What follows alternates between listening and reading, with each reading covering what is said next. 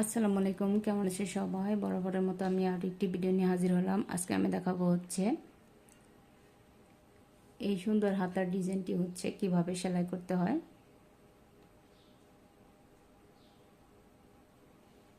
তো এই হাতাটিকে হচ্ছে মৌসুমী হাতা বলে। তো টোটাল লম্বা থেকে হচ্ছে আমার এইটুকু হচ্ছে বাদ দিয়ে তারপরে হচ্ছে আমার হচ্ছে ব্লাউজের এই হাতাটি হচ্ছে কাটিং করে নিতে হবে। এটা তো এই অংশটি কিন্তু এটাকে বলে হচ্ছে সার্কেল। তো এটা কিন্তু ফুল সার্কেল না, এটাকে বলে হচ্ছে হাফ সার্কেল, যেহেতু এখানে হচ্ছে জয়েন করা, এখানে হচ্ছে জয়েন দিতে হবে। তো এটার যখন এটা ফুল সার্কেল হবে তখন কিন্তু এটার ঘের কিন্তু ডাবল হয়ে যাবে, যেহেতু থ্রি পিসের কাপড় শর্ট। তো তার জন্য হচ্ছে আমি এখানে হচ্ছে এরকম করে হাফ সার্কেলই হচ্ছে দিয়ে নিছি। এটা হচ্ছে এই যে এরকম করে হচ্ছে এখানে হচ্ছে সেলাই করে দিতে হবে।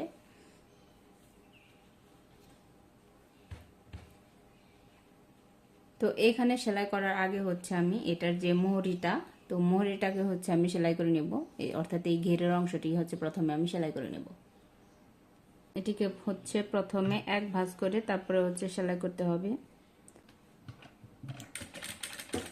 এই ধরনের এই ধরনের ডিজাইনের সেলাই যদি আপনি একসাথে হচ্ছে দুই ভাঁজ করে সেলাই করতে চান তাহলে কিন্তু এটার ফিনিশিং কিন্তু একদমই ভালো আসবে না।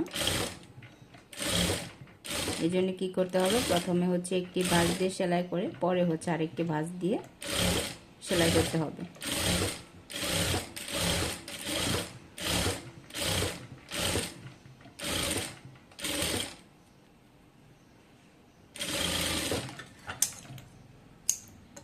এই তো দেখুন আমি একটি সেলাই দিয়ে নিলাম। এখন হচ্ছে এখানে হচ্ছে আমি আরেকটি ভাঁজ করে তারপর হচ্ছে সেলাইটা করব।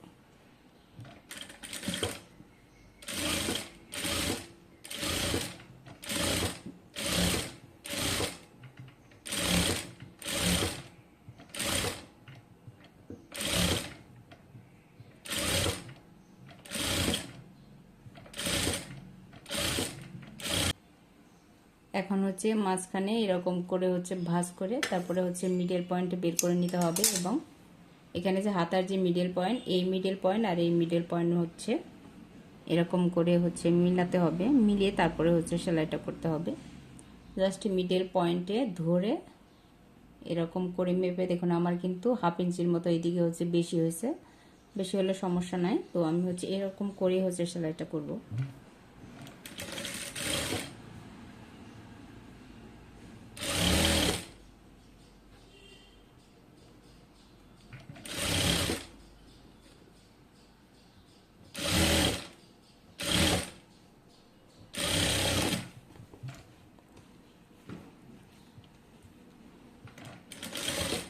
যেহেতু এখানে হচ্ছে জয়েন্ট, তো জয়েন্টে কিন্তু অবশ্যই ডাবল সেলাই দিতে হবে।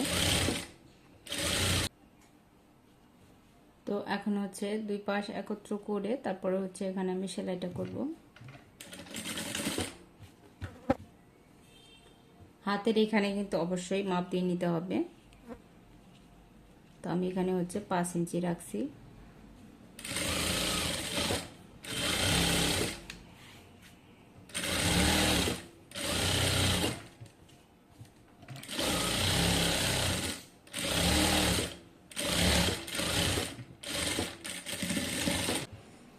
এতে দেখুন খুবই সুন্দর একটি হাতার ডিজাইন কিন্তু আমার হয়ে গেল।